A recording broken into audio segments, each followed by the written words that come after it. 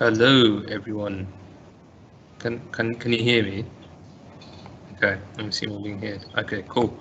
So hi everyone. For those of you who don't know me for the last time, my name is Adnan. I'm the Education Officer of the Students' Union. And this is, as I'm sure you all know, this is a forum for the College of Social Sciences, Arts and Humanities reps. So I'm just going to hand over to members of our panel today to just quickly introduce themselves. And in no particular order, I'm going to pick on Jeff. Thanks, Adnan. Good afternoon, everybody. My name is Jeff Green, and I'm the University Registrar and Secretary. Thanks, Jeff. Louise? Hi, everybody. I'm Louise Masterman. I'm the Academic Registrar. Thanks very much. Liz? Hi everyone, I'm Liz Jones. I'm Dean of Education for the College of Social Sciences, Arts and Humanities. Okay. Sorry, I haven't got the my list here. Am I missing anyone? I can only see Liz, Louise, and Jeff. Great. So, hello everyone, I'm Graham Wynne. I'm the Vice Chancellor of Education. Nice to see you all this afternoon.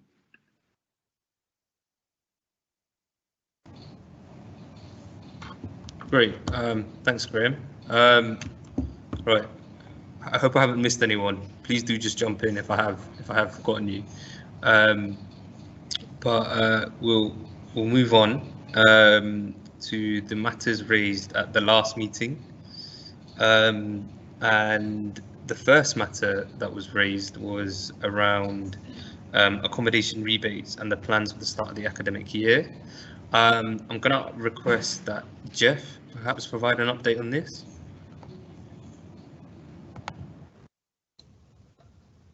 Yeah, thank you, Adnan. I think this was from the last meeting we had with course reps, which was back in November, wasn't it? So that was obviously before we announced our rebate and support package to students, which I think was in the March. So we've obviously offered 50% rebate on university managed accommodation for the time that students didn't use that accommodation. We've continued to incur costs in running the accommodation, even though it hasn't been fully occupied, and we think that the 50% is consistent with approaches elsewhere in the sector. And then additionally to that, we launched our Help for Housing scheme, and that's been a hardship scheme that's been available to all students in private accommodation, home students and international students, where they're struggling to pay the rent. They've been able to apply and get support through that Help for Housing scheme. So I hope that gives a bit of an update, Adnan, in terms of developments on accommodation since the last meeting.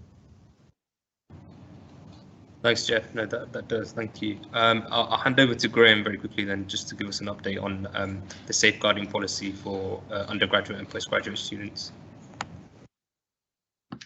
Thanks, Adnan. So if I remember rightly, these actions points came from November. So since then, we've published our education safeguard details on the web for undergraduate and postgraduate courses. So I'll not go through those in detail because it will take the rest of the session. I'll just say a few words because around the undergraduate education safeguard in particular, because that's what we're dealing with at the moment. The postgraduate one will come slightly later in most cases, just as those courses come to their conclusion. I've had a few questions come from students about the cohort element of the education safeguard. There were multiple elements, some that were for individual students to apply and some that we'd look at the cohort level. So what's happening now is we've moved through the marking period, the summer marking period following all of the assessments, is that there's a university board of examiners that's being brought together. That consists of myself, Louise, the Deans of Education like Liz, and some of our heads of school to look at the outcomes of students from different schools. And what we're looking at here is the rate of awarding of firsts and 2-1 degrees by school, which is the typical standard we are to measure this within the sector. It's a typical metric the sector uses. And we're looking at that in terms of whether we have any evidence of any effect of performance on students, and whether to which elements of the safeguard to apply. Because what we need to do through the safeguard is we have to balance the expectations of the Office for Students with protecting student outcomes. And what we need to ensure is that the student outcomes this year are at least as strong as those over the last 3 years. And that's what that board is looking at. So that's an extra step this year. And that board makes a decision that goes to school boards to then look at and recheck. So schools inform the board of their thoughts around the application of the safeguard, and then we make that decision at the university level board. And fundamentally what the safeguard is there to do is protect outcomes so that they're at least as strong as over the last 3 years. Okay, and I'm happy to answer any questions about that process in the question and answer session. Thanks, Graham. And like Graham said, there will be an opportunity for you all to ask questions. As I'm sure you're all aware, we've had some topics submitted for discussion for today's forum. So the topics are as follows: the action sort of strike and the strike action, dual delivery in the next academic year, developments from online learning, the mitigating circumstances process, and student wellbeing in the next academic year. So I'll start off with the first one, which is the ASOS and strike action. And the question is as follows: how will ASOS impact graduation and progression, including the marking boycott? Do they foresee any impact from the 9th of June strike action, which could impede exam panels? Graham, should I give that one to you? Okay, thank you, Adnan. I can start, and then I'll hand over to Louise and Jeff for anything they may wish to add. Sorry, it's been a long day today already. Okay, so clearly we're going through a situation where we have action short of a strike and a marking and assessment boycott by UCU happening. And that has, of course, had an impact on the assessment period.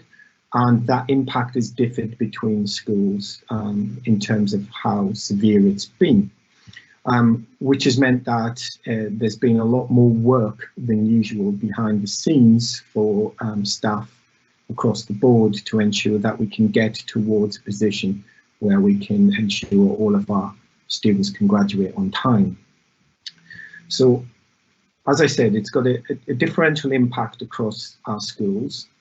In the vast majority of cases, we're in the position now where we've got the marks in required for our graduating students, and they're moving forward to panels and boards as per, I say as per usual, but we've got a situation where we've got the university level exam board in place as well, which is looking at the education safeguard issues. That sits outside the process in schools. So that was causing a delay on the normal marks delivery anyway. So there's that to consider, the fact we've got this extra step to ensure that the education safeguard is applied fair and consistently across the board. So in some cases, we're working with schools to ensure that we've got all of the marks required under our Senate regulations and the UK Quality Code to make sure that our finalists can move forward towards graduation. And we're down now to very small numbers of students that we're working with schools in detail on. I'll hand over to Louise if she wants to add anything about the timeline, or Jeff might want to add anything about the timeline involved here as well, because panels and boards happen over an extended period of time. Okay, I'll just come in quickly, Graham. So some panels have already started to meet, and we're working through the schedule in the way that we do every year. We've also got boards of examiners starting to meet. I think today is the first one actually for undergraduates, and they run through until mid-July. So we're following our standard processes at the moment, with the expectation that we graduate students by the end of July as expected. That's probably all I can add at the moment, unless Jeff wants to say anything beyond that. It's pretty much the picture. No, I think you've covered it there, Louise. Thank you. Great. Thank you, everyone. We'll move on to the next issue, which is dual delivery in the next academic year. So it's been framed as follows: Ignite's dual delivery method left some disparity between courses in terms of online versus in-person delivery. How are you ensuring that this won't continue into the next year, allowing students who have to attend remotely to have the same experience as their peers? Graham, I'm looking at you again with this one. Thank you, Adnan.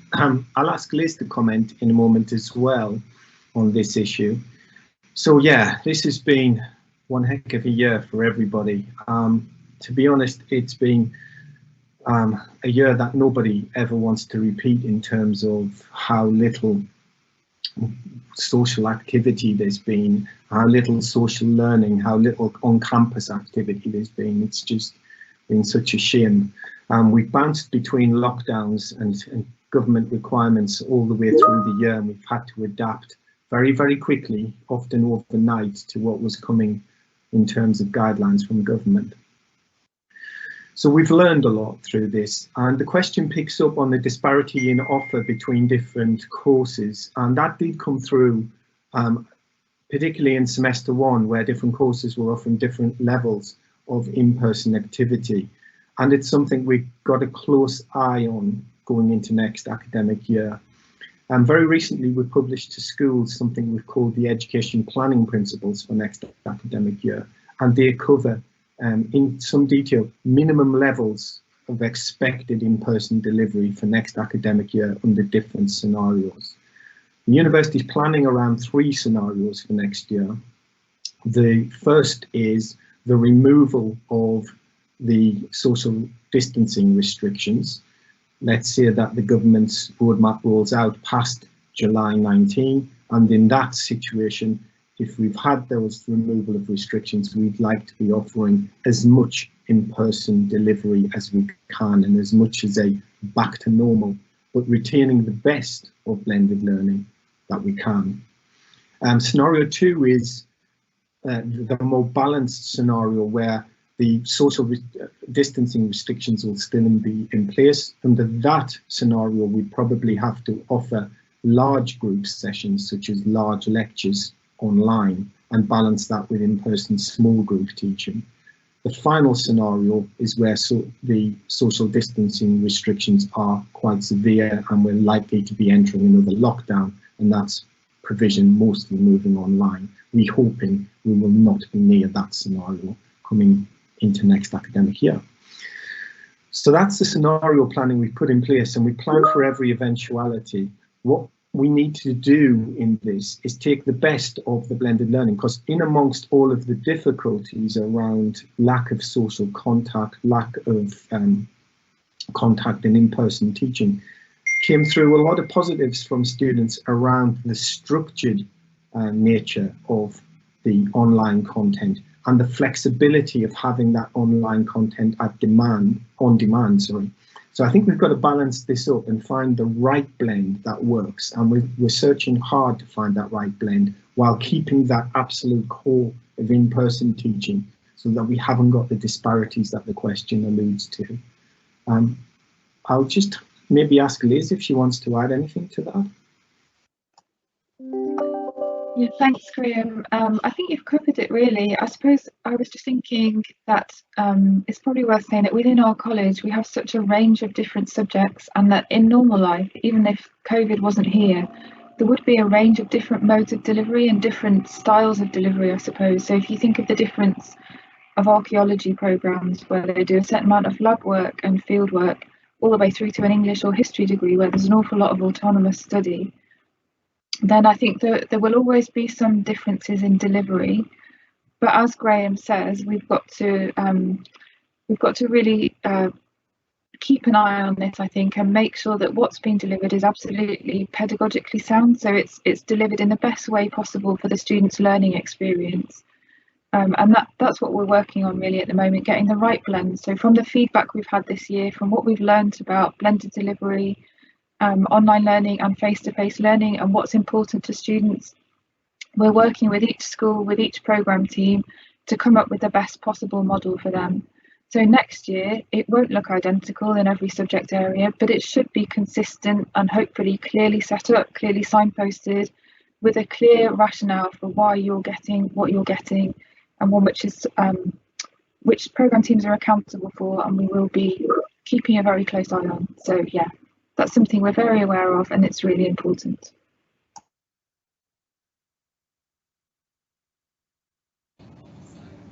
Thanks, Liz, and Graham, of course. We're going to move on to the question around mitigating circumstances, because we've, having looked at the brief for the discussion points around developments from online learning, it's kind of already been covered with what's been discussed. So I'll move on to the mitigating circumstances point.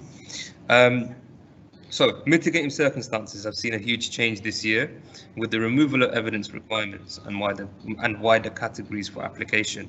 Are there any plans to change this in the coming year, and what would those changes be? Louise, am I okay to hand this over to you? That's fine. Thank you, Adnan.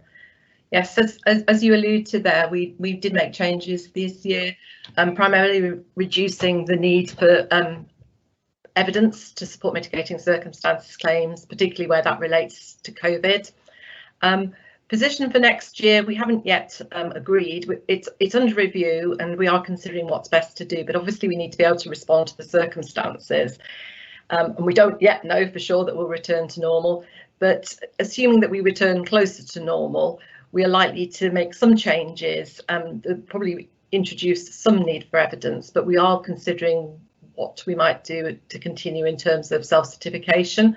So at the moment, it's not a definitive answer. We're obviously aware of the circumstances, and we're working on it, and we will publish the new policy and any processes prior to the new academic year.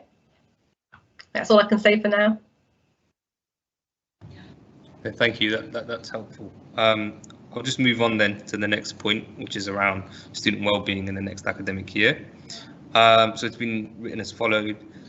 What support is planned for students during their return to campus in October, considering the increased stress and anxiety as well as mental health problems many people are facing with the return to normal, in inverted commas? While we in the UK will hopefully have had 4 months to prepare, what about international students who remained in lockdowns over the summer? Jeff, am I okay to hand this over to you? Yeah, that's fine. Thank you, Adnan.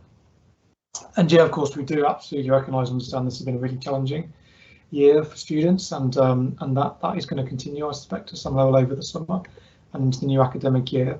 So there's quite a few things we have in plan for supporting student wellbeing. Firstly, we have a Head Start programme, which is a new transition package, which is to support new students coming into the university, all the way from around Easter time, in terms of thinking about their application, supporting them through their accepting the offer, and then through the summer as that's confirmed, and then onboarding with us in September. And we're looking at developing a version of that for our returning students as well, and that will include academic induction into academic schools. And then a couple of other important things to say is that we are looking at an extended freshers experience in September, which again is not just for freshers, but will be for students returning to the campus and putting on additional events and activities at the beginning of the academic year. And our accommodation will be open to students who are staying with us from early in September, and we'll have a drop and go collection service from the beginning of August as well. So any international students in particular who are arriving early and need that extra support are able to stay with us for a few weeks before the beginning of term. Then in terms of mental health support specifically, we're putting some extra support into our counselling team, and also some additional support specifically for international students. And there's a dedicated student support international officer post being recruited to at the moment, recognising the particular challenges students internationally face at the moment. We'll be continuing our COVID response team, so that will stay in place certainly until the end of the calendar year. Although the situation is clearly improving generally in terms of vaccination levels. Infection rates are still on the climb at the moment, and we don't yet know what the picture will look like precisely in the autumn. So it's really important we have that dedicated COVID support team in place for you. And then another development is to pilot within some of our academic schools some wellbeing content within the Leicester Award. So trying to provide some additional support for you really through existing mechanisms to help you navigate the support that's in place for you around wellbeing, which does of course include the apps, which will continue. There's Together All, which is 24/7 access to counselling support, and the My Wellbeing app as well, which is a tool to help you follow the NHS 5 ways to healthy minds. I think I'll leave it there actually, Adnan. That's hopefully a helpful summary and list of support activities we have in place and planned for students.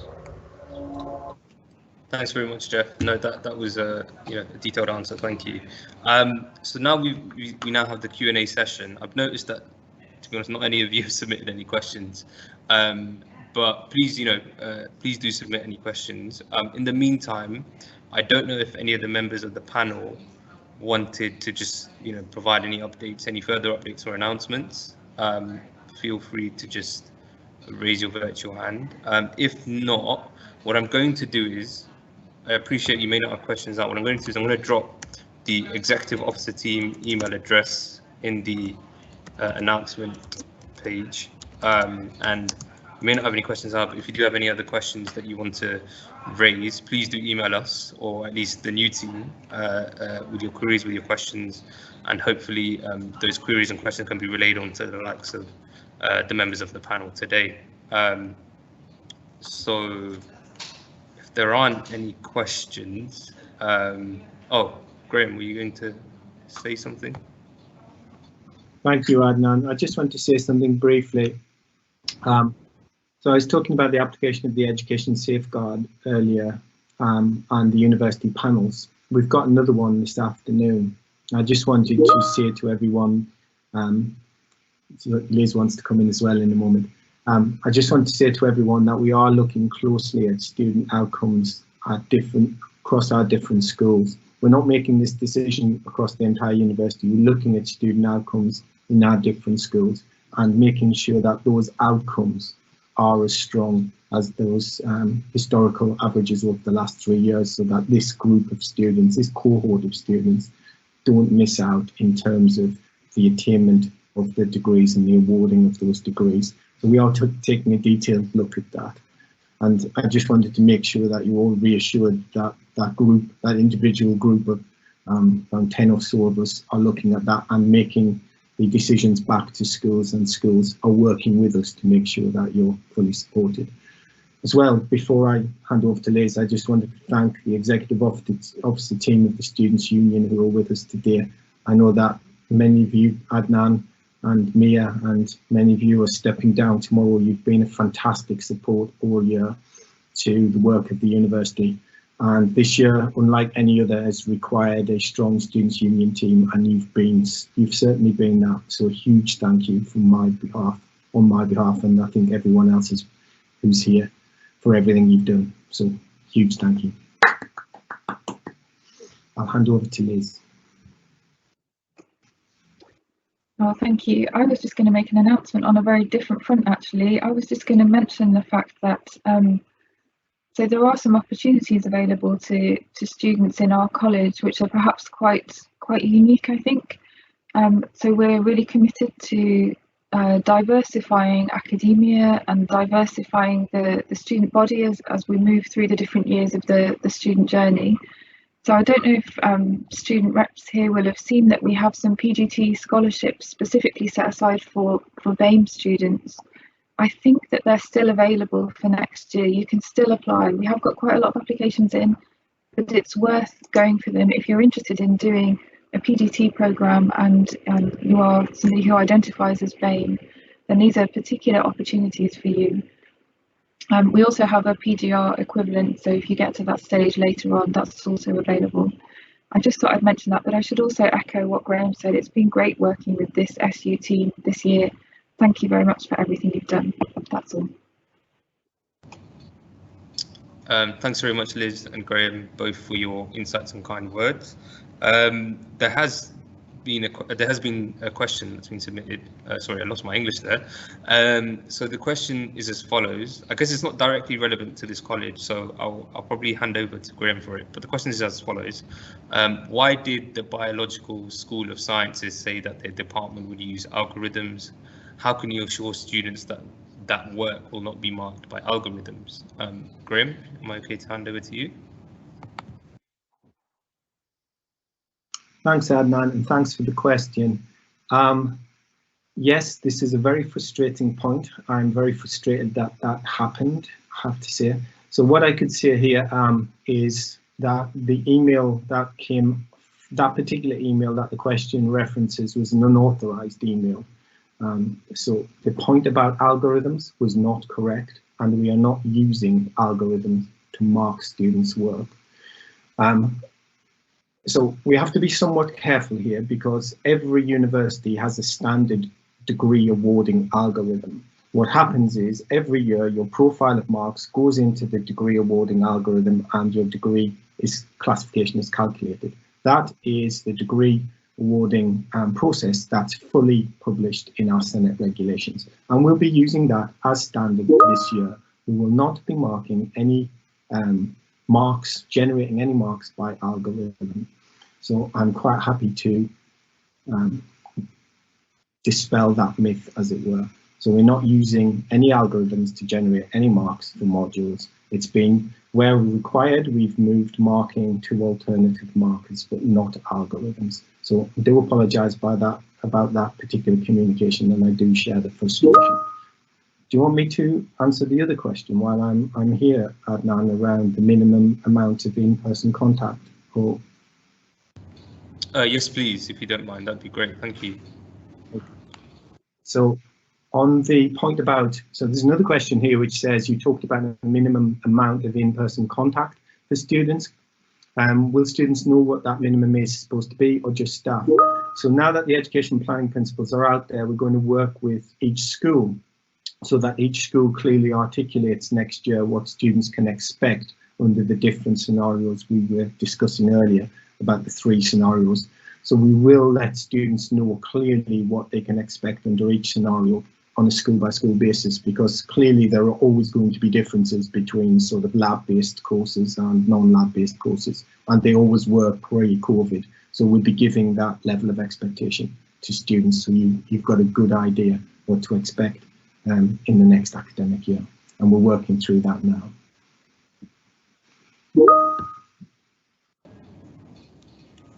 Thanks, Graham. Just for those who who weren't aware of what the question was that Graham just answered. So the question was, you talked about a minimum amount of in-person contact hours for students. Will students know what the minimum is supposed to be, just staff?